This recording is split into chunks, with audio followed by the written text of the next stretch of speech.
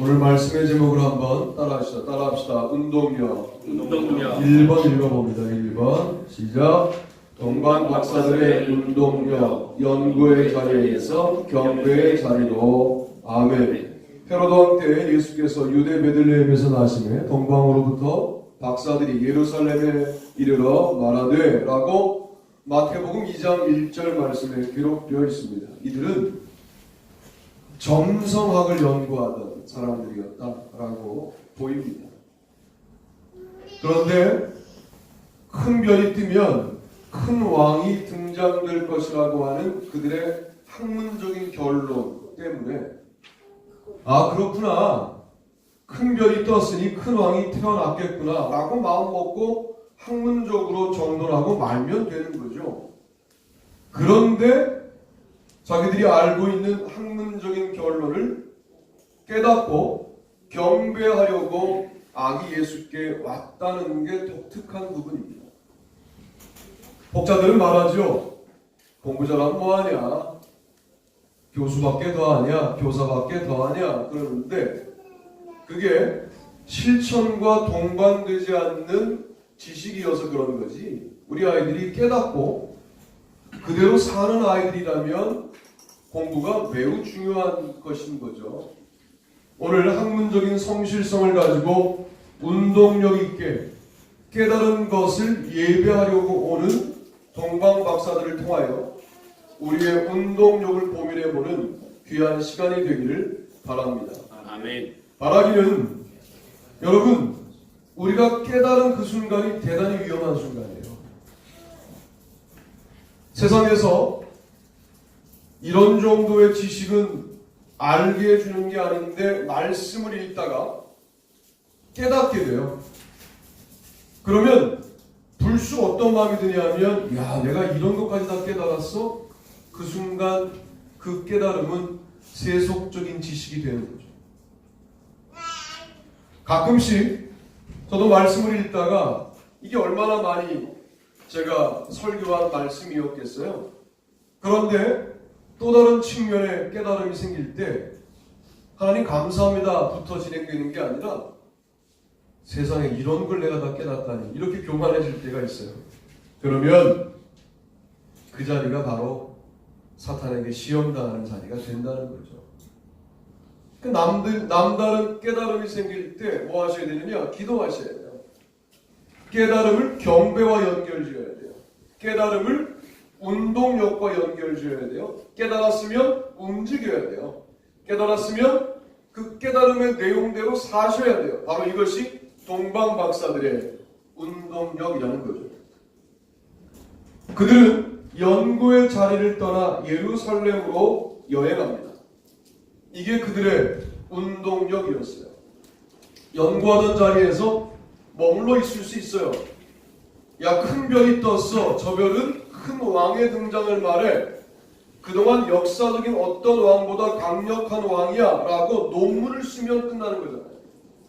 그 정도의 성실성이면 입자는 되는 거잖아요. 그런데 연구의 자리를 떠나 예배의 자리로 오는 것이죠. 여러분, 무언가 우리가 배우고 깨닫는 자리에 머물러 있으면 안 되고, 깨달은 부분이 있다면 거기를 떠나 예배의 자리로 움직이셔야 됩니다. 그들이 예배자가 되는데 가장 어려운 걸림돌이 무엇이었을 것 같습니까? 사실은 그들의 지식이 가장 큰 걸림돌이었습니다.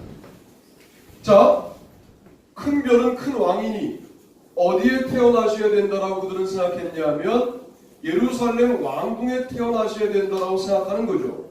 그리고 왕궁으로 가는 겁니다.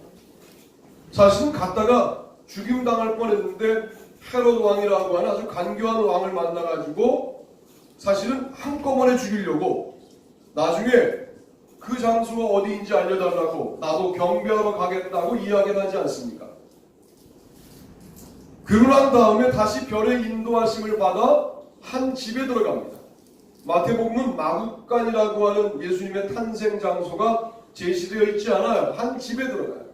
한 집에 들어가서 결국 아기께 경배하고 황금 유향 몰약을 드리는 이 장면 아닙니까? 그러니까 연구자였던 그들의 예배자가 되는 가장 큰 걸림돌은 무엇이었느냐? 왕은 왕궁에 태어나야 한다라고 하는 그들의 선입견, 지식, 편견이 가장 큰 걸림돌이었다는 거예요. 지금 성경을 읽으실 때 뭐가 걸림돌일까요? 나 이 본문 알아. 나 이 사건 알아. 나 이거 수백 번 들었어. 도리어 그래서 은혜에 못 들어가는 경우들이 많아요. 저도 성경을 해석할 때 선입견이 있어요. 아, 마가복음, 순환의 복음, 마태복음, 진정한 교사의 복음. 그렇게 안 해보려고 합니다만 여전히 지배당하는 편견이 나에게 있어요. 여러분, 우리가 이미 알고 있는 전 이해가 신앙생활에 도움이 되기도 하지만 도움이 안 되기도 합니다. 놀라운 건 뭔지 아세요? 전도를 누가 더 많이 할까요? 새신자들이 많이 해요.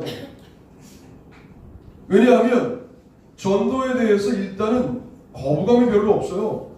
그리고 그들의 기쁨은 진짜예요. 정말 주님을 만난 기쁨이 진짜라고요. 제도화되어 있지 않아요. 그러니까 나가서 정말 기쁘게 그리스도를 소개하는 겁니다. 그러니까 진짜 복음을 들은 사람들이 그에게 연결되어 주님 앞에 나오게 되는 일들이 새신자를 통하여 일어날 경우가 더 많아요. 이것도 역시 전이해가 별로 신앙생활에 도움이 안 되는 케이스라고 말할 수가 있는 거죠. 오늘 예배자가 되는데 왕궁으로 갔던 그들의 실수까지도 주님께서는 사용하셔서 다시 그들을 주님께로 인도하십니다. 유대인의 왕으로 나신 이가 어디 계시냐? 우리가 동방에서 그의 별을 보고 그에게 경배하러 왔노라 하니 헤롯 왕과 온 예루살렘이 듣고 소동한지라. 마태복음 2장 2절로 3절 말씀입니다. 인간의 실수를 통하여 무엇을 공표하시냐면 진정한 유대인의 왕은 헤롯 네가 아니라 예수님이야 하는 사실을 공표하시는 거죠. 주님은 인간의 실수도 사용하셔서 선하게 만드시는 분이시다 하는 말씀을 드릴 수가 있겠습니다. 학자로서의 이성적인 판단을 버린다는 거, 그거 쉬운 일이 아닙니다.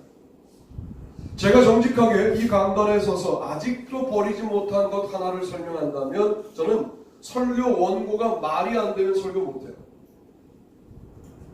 내가 일단 이해가 되어야 합니다. 내가 일단 앞뒤가 맞아야 돼요. 이 말 저 말 못해요. 저는 어쩌면 이게 저에게 남아있는 먹물근성일 수 있어요.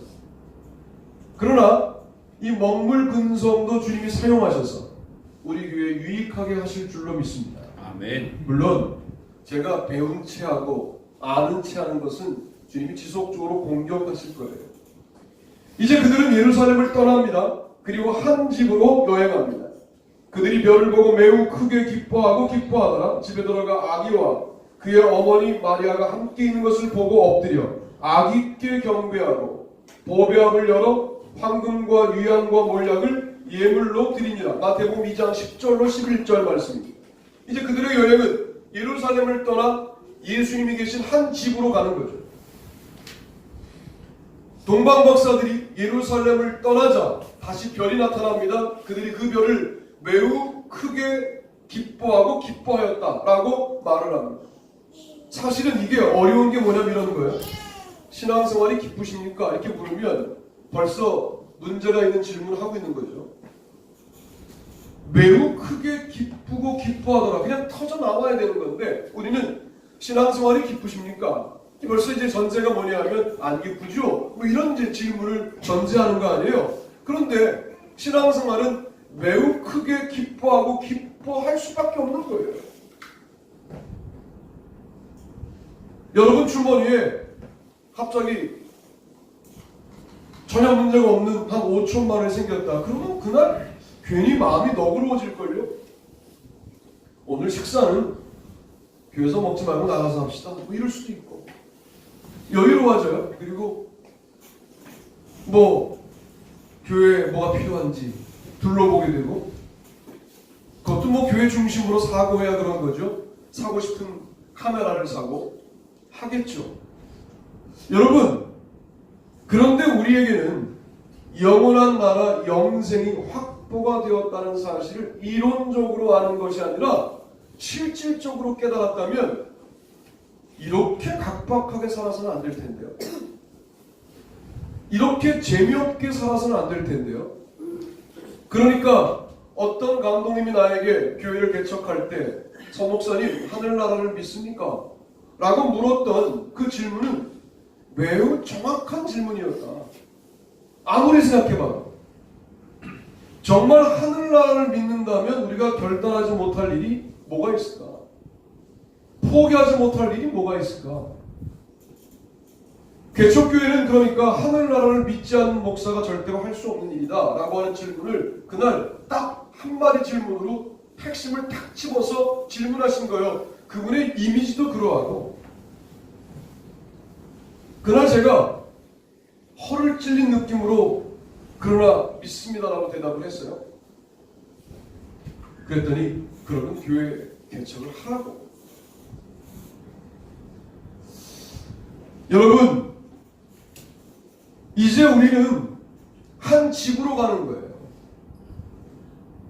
거기에 아기가 있고요. 예수님이 계시고요. 거기에 아기의 부모들이 있어요. 저는 그 집이 마태복음에서 말하는 교회가 아닐까 하는 생각을 해보았습니다. 경배는 아기께만 하고요. 엎드리는 것은 아기의 부모들과 아기 앞에 엎드립니다. 그때 최초로 보배합을 열어요. 보배합을 그때 열었다는 의미가 뭐냐면 여러분, 주님 앞에 헌신은 구별된 것이어야 된다는 거예요. 쓰고 남은 것으로 하는 거 아니에요. 돈만을 말하는 게 아닙니다. 재물만을 말하는 게 아니에요. 시간도 마찬가지예요. 여러분, 시간 다 쓰시고 남은 시간에 예배하는 거 아니에요. 예배 시간을 구별하는 거예요. 이게 보배합을 따로 준비하는 거라는 거예요. 송년회 많으셨죠? 교회 예배가 송년회에 밀립니다. 보배합은 준비되어 있지 않은 것 같습니다. 황금 유향 몰약을 담아놓은 너무나 귀한 보배합을 이걸 주님 앞에 드리려고 아무 때나 여는 게 아니에요. 주님을 만났을 때 여는 거예요. 구별됐다는 거죠. 11조를 구별했어요. 상관이 어려워지니까 11조를 뺏었어요. 그때 보배합이 열린 거예요. 시간을 구별했어요. 중요한 약속이 생겼어요. 그 약속을 가요. 보배합이 그때 열린 거예요. 예배 전에 열린 거란 말이에요. 보배합을 열어만 해도요, 묵상할 내용이 너무나 많죠. 몫을 구별하는 거예요. 내 인생의 몫을, 예배에 해당되는 몫을 구별하는 거예요. 예배에 해당되는 재물을 구별하는 거예요. 그리고 예배 시간까지는 그 마음과 정성과 시간을 절대로 세상 앞에 열지 않는 겁니다. 아기 예수께 와서 턱 하고 여는 거예요. 그때 뭐가 와요? 하늘과 연결되는 감동이 오는 것이죠. 우리 그렇게 예배하고 그렇게 재물 드리고 그렇게 인생 바치고 시간 바치는 분들 되시기를 바랍니다. 그들은 이제 한 집을 떠나 고국으로 여행합니다. 더 중요한 거는요, 마태복음의 최초의 예배자가 누구였을까? 동방박사들이었습니다. 그렇죠? 최초의 예배자예요. 그게 얼마나 큰 축복일까요? 예배는 이런 거야. 구약시대의 제사의 전통이 이어지다가 그런 전통과 상관없이 새로운 그리스도께 드리는 최초의 예배의 전형을 만들어 놓은 사람들이 누구냐면 동방박사들이었다는 거죠. 예배는 이렇게 하는 게 맞아 라고 해서 사실 마태복음 2장 본문은 예배학자들이 아주 중점적으로 주석해봐야 될 중요한 말씀이라고 저는 생각을 하는 거죠. 그들은 최초의 예배자로 예배를 드리고 난 다음에 어디로 갑니까? 꿈에 헤로데게로 돌아가지 말라 지시하심을 받아 다른 길로 고국에 돌아가니라 마태복음 2장 12절 말씀 아닙니다. 그는 이제 한 집을 떠나 고국으로 여행합니다. 이제 물을게요, 여러분에게. 떠나올 때 고국으로 돌아간 거잖아요. 자, 떠나올 때 고국과 아기 예수께 경배하고 돌아간 고국이 같았을까요? 달랐을까요? 좋은 말 할 때 빨리 대답하세요. 네? 달랐겠죠. 그러니까 마찬가지 오늘도 일상을 떠나 예배의 공간에 오셨잖아요. 여기서 은혜를 받고 다시 일상으로 돌아갔어요. 예배 이전의 일상과 돌아간 일상이 같을까요? 다를까요? 달라야 되는 거죠. 그걸 우리가 뭐라고 말하냐면 예배를 드렸다라고 말하는 거예요. 만약 그 고국에 돌아갔을 때 그들의 마음속에는 누가 담겨 있어요? 예수님이 담겨 있죠. 예수님이 살아계시죠. 그리고 꿈에 지시하셨던 하나님이 함께하고 계신 거죠. 그들은 이제 학문의 지적인 지시를 받는 사람들이 아니라, 세상의 지시를 받는 사람들이 아니라, 헤롯의 지시를 받는 사람들이 아니라, 그 태어난 때와 장소를 알려달라고 말했던 헤롯의 지시를 무시하고 꿈에 지시하셨던 하나님의 지시를 따라 다른 길로 가니 고국에 가게 된 것이죠. 다른 길이 중요하다니까요. 늘 똑같게 살면 그냥 이 수준을 면치 못하게 돼요. 달리 사셔야 돼요. 뭔가 달라져야 돼요. 십자가의 길, 인간적인 기대와는 다른 길이죠. 부활, 인간적인 기대를 뛰어넘는 다른 길이죠. 이집트로의 피난길, 인간적인 기대하고는 다른 길이죠. 강보에 쌓인 채로 수동적으로 이집트에 갔다가 돌아오는 예수님은 인간이 경험할 모든 어려움들을 이미 경험한 분이시다라고 말할 수가 있는 것이죠. 그 다른 길을 모두 견뎌냈더니 드디어 우리에게 아주 획기적인 구원의 다른 길을 열어주실 수 있는 그리스도가 되시는 건 아닙니다. 예배 다르게 드리셔야 돼요. 신앙생활 좀 다르게 하셔야 돼요. 저도 다르게 해보려고 애를 쓰겠습니다. 여러분도 그렇게 애를 쓰시는 귀한 분들 되시기를 주님의 이름으로 축복합니다. 두 번째 읽어보시죠. 오늘은 두 번째로 끝나요. 그리고 3번, 4번은 1월 1일 날 또 이어서 할 겁니다. 읽어보시죠. 목자들의 운동력, 생존의 자리에서 증거의 자리로. 본문을 읽어봅니다. 그 지역에 목자들이 밤에 밖에서 자기 양떼를 지키더니 주의 사자가 곁에 서고 주의 영광이 그들을 두루 비추매 크게 무서워하는지라. 아멘. 누가복음 2장 8절로 9절 말씀을 읽어드렸습니다. 누가복음의 목자들은 직업적인 성실성을 갖고 있죠. 자기의 일을 성실하게 하는 거예요. 그 표현이 뭐냐면 밤에 밖에서, 이런 표현이죠. 밤이 되었는데 아직도 밖에서 양들을 지키고 있어요. 자기 양떼를 지켰다 그래서 양을 개인적으로 소유한 주인 목자일 수도 있지만, 주인 목자들은 그 당시에 통념에 따르면 밤까지 양을 지키지 않아요.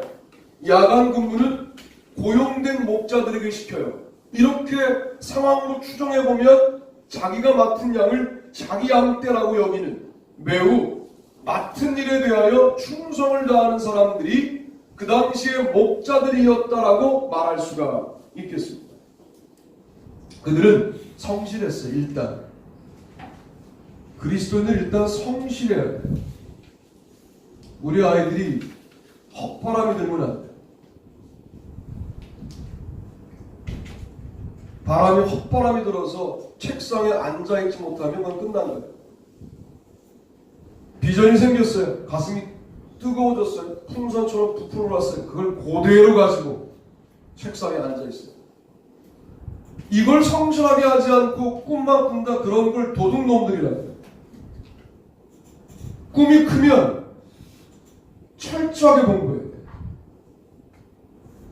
공부를 하기 싫고 꿈은 크고, 그런 걸 도둑질이라고 한다. 잘 들어. 하루에 한 호흡에, 미안하지만 니들은 45분 앉아있고 15분 쉬죠? 2시간 정도 앉아있는 훈련해보세요. 그냥 앉아만 있어. 맨 처음에. 그러다가 네가 좋아하는 만화책을 2시간 읽어봐요. 앉아있는 채로. 그러다가 드디어 국어책 읽어봐요. 그냥 한 단원이 끝나요. 그 사이에 오줌이 마려면 다녀와야 되겠지. 성실해야 돼요. 헛바람 들지 마요. 가슴이 뜨거울수록 철저하게 앉아있어야 돼요. 그거 못하는 사람들은 안 돼요. 대학생이 되어도 마찬가지예요. 뭘 해야 되겠다는 걱정들이 많아요, 요즘 대학생들이. 그래서 뭐 취업에 관련된 뭐 스펙 때문에 고민 많이 해요. 책상에 앉아있지 못해요. 그런 경우는 고민만 하다 끝나게 돼 있어요. 성실하지 않습니까? 자, 상상해 보세요.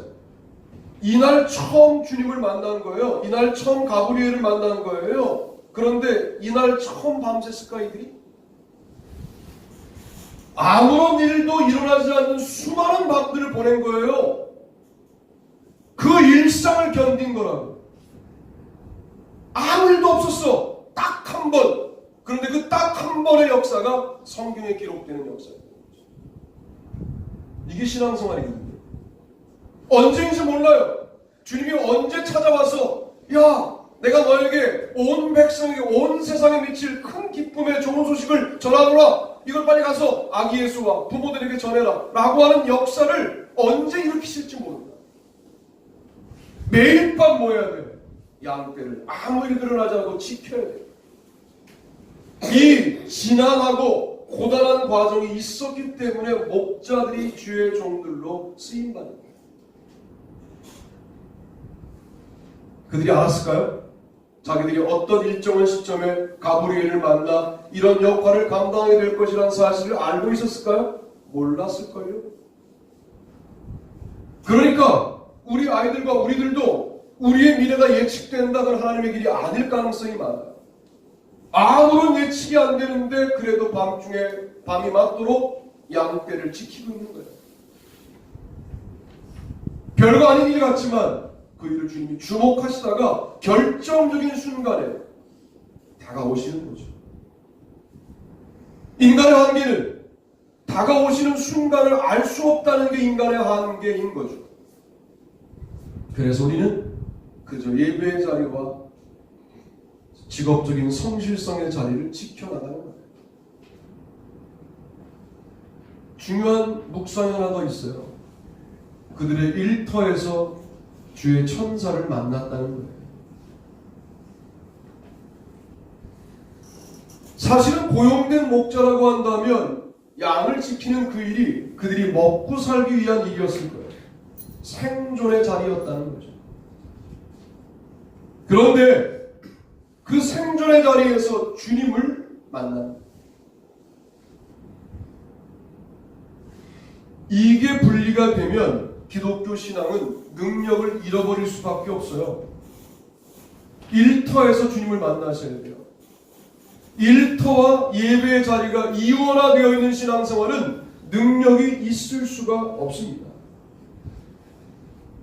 밤중에 양을 지키다가 주의 천사를 만나는 이 아름다운 일터 교회가 올 한해 여러분의 삶 가운데에서 회복되기를 바랍니다. 그것이 우리가 지금 해야 할 일들이에요.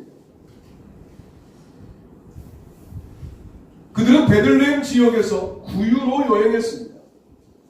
바꿔 말하면 생존의 자리에서 증거의 자리로의 여행이었습니다. 그 지역의 목자들이 밤에 밖에서 자기 양떼를 지키더니 빨리 가서 마리아와 요셉과 구유의 누인 아기를 찾아서 보고 천사가 자기들에게 이 아기에 대하여 말한 것을 전하니 듣는 자가 다 목자들이 그들에게 말한 것을 놀랍게 여기되 마리아는 이 모든 말을 마음에 새기어 생각하니라. 누가복음 2장 16절로 19절. 큰 기쁨의 좋은 소식을 전하는 자들이 되었습니다. 이름도 없죠. 물론 동방 박사들도 이름이 없죠. 그러니까 최초의 예배를 드리고 최초의 복음 전파자가 되었던 이들이 이름이 없어요. 참 이름 내는 거 좋아합니다. 뭐 하나 행사하려면 강의자 인사입니다. 담임 목사 축사, 무슨 격려사, 기도, 이거 하느라고 정작 말씀 선포는 몇 분으로 줄여주세요, 이렇게 말하는 경우들이 많아요. 답답하죠. 본말이 전도가 된 것이죠. 이번에 지방 등급 설교회는 1월 13일서부터 14, 15, 16일까지 진행되는데, 저녁 집회 강사로는 낮 집회 13일은 신동욱 교수님이 오시고요, 14일은 양원성 목사님이 오시고, 15일은 이천진 목사님이 오시고, 16일은 서승진 목사님이 오시는데 다 끌끌한 분들이에요. 좋을 거. 강사님들이 잘하면 헌금이 많이 거쳐요. 그런데 임원들이 뭐 그걸 가지고 1박 2일 어디 또 가려고 그러길래 제가 안 된다. 이번에 대학에 입학하는 목회자 평신도 어려운 자녀들에게 장학금 낼 거라고 그렇게 이야기했어요. 하나님의 것을 두려워해야 되는데 우리가 그러지 못할 때가 많이 있다는 생각이 듭니다.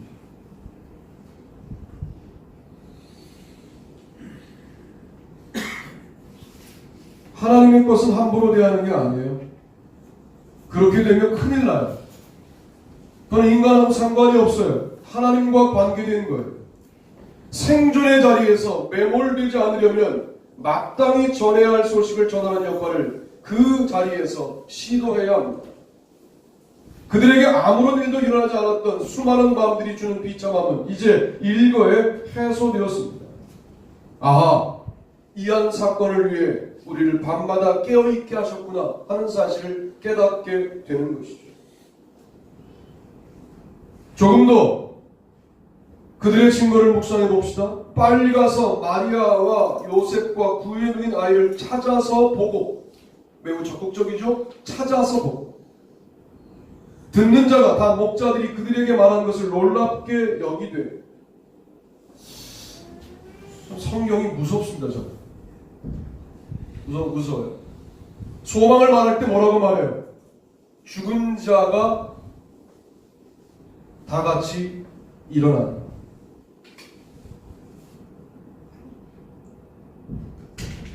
그냥 이럴 수 있잖아요. 죽음으로부터 주님께서 생명을 얻으신다. 그럴 수 있잖아요. 그러면 예수님 한 분이 죽었다가 살아난 사건이 되잖아요. 그런데 예수님의 죽음과 부활을 뭐라고 설명하냐면 죽은 자의 부활 그러잖아요. 그러니까 우리의 죽음에 관련된 관심이 이미 죽은 자라는 표현 가운데 있다는 거죠. 오늘 마태복음에 제가 깨달은 듣는 자가 다 목자들이 그들에게 말하는 것을 놀랍게 여기되 할 때 여기 몇 명이 들었을까요? 그 집에 누가 있냐면, 그 마구간에 누가 있냐면 성경에 등장되는 사람들으로만 판단한다면 마리아 있었고요, 남편 요셉 있었고요. 누가 있었어요? 누가 있어요? 성경 말씀을 거봐요. 아는 게 없다니까요. 아기 예수가 계시잖아요.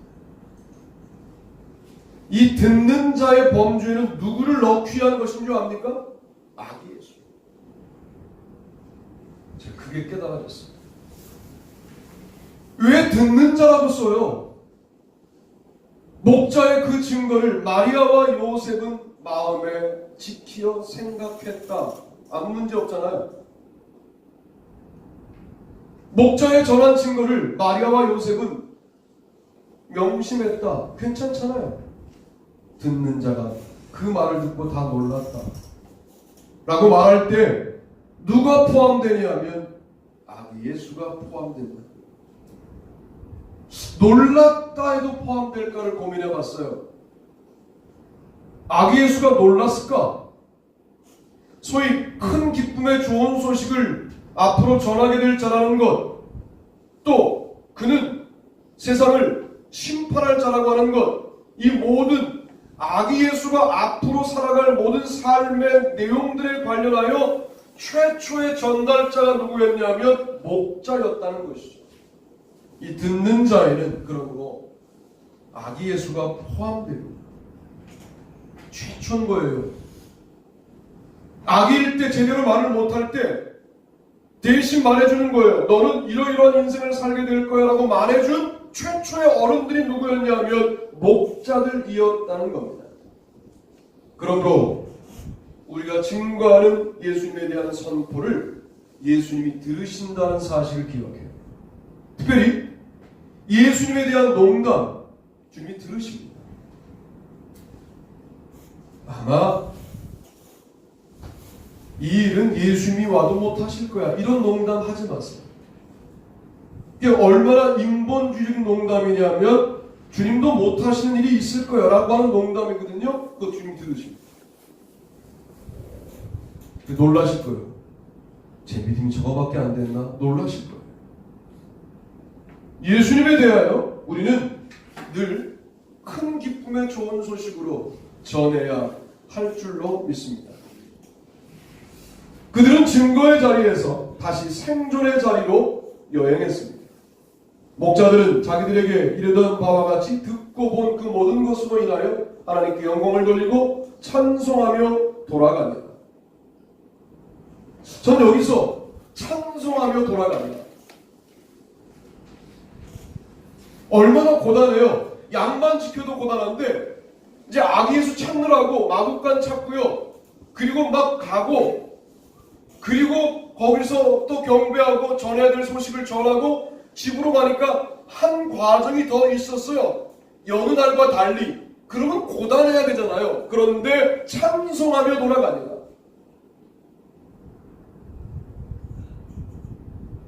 이제 그들은 집으로 가는 길이 그리 힘들지 않게 되었다는 거예요. 왜? 그들에게는 예수님이 계셨습니다. 의문투성이었어요. 왜 나는 고단하게 매번 남의 양들을 이 밤 늦도록 지켜야 하는가라고 하는 의문투성이었어. 내 인생은 언제쯤 펼쳐지는 건가? 주님은 나에게 늘 소망이라고 말씀하셨는데 왜 나한테는 소망으로 역사하시지 않는가에 관련하여 설명되지 않는 나날을 수도 없이 보내던 그들에게 오늘 이 한 밤이 모든 설명을 끝내는 밤이 되었다는 거예요. 그게 은혜예요. 그게 은혜 사건이에요. 자, 상상해봐요. 그리고 난 다음 내일 밤은 오늘처럼 자극적인 일이 또 있었을까요? 없었어요. 없었지만 달라졌어. 이제 죽을 때까지 목자들은 오늘 같은 밤을 또다시 경험하지 못했어요. 그래도 행복했어요. 그걸 은혜라고 그래요. 우리를 돌아봅시다. 우리가 은혜 받았다고 그랬어요. 그런데 우리는 은혜 받고 난 다음에 일상으로 돌아가 은혜 이전의 일상의 모습을 금방 회복해요. 제가 분명히 말씀드리면 감정이 떨렸던 거죠. 은혜가 아니죠. 유사한 경험인 거예요. 목자들은 하룻밤을 새고 돌아가는 길에 찬송하잖아요. 제가 주일날 하는 일 뭐 별로 없어요. 이 설교 한번 하고 성경 공부하고 특성운동 하면 끝나요. 신학생 때는 7가지를 했는데 집에 가면 대단히 피곤해요. 찬송이 나오지 않아요. 왜일까요? 은혜가 떨어진 거죠. 뭘 설명할 게 뭐가 있어요? 오늘 목자들이 아기 예수에 관련된 가브리엘을 만나고 아기 예수를 만나고 마리아와 요셉을 만나고 난 다음에 돌아가는 길에는 찬송이 나왔다니까요. 그리고 이제 그들은 왜 살아야 하는지를 알게 되었다니까요. 그들이 듣고 본 모든 것들이 그들을 변화시켰다니까요. 아기 예수를 만나면 모든 게 달라진다는 게 오늘 성탄의 모든 보도들의 핵심 아닙니까? 우리는 만났다고 하는데 안 달라졌다면 만난 게 아닌 거죠. 잘못 만났거나 그래서 그들은 증거의 자리에서 생존의 자리로 여행하였다는 거예요. 여기서 그들의 여행이 끝나지 않은 것 같아요. 따라합시다. 생존의 자리에서 거룩한 소멸의 자리로 여행했다.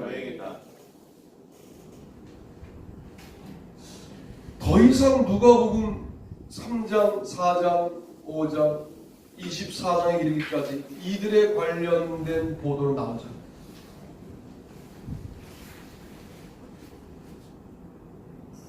안 나옵니다.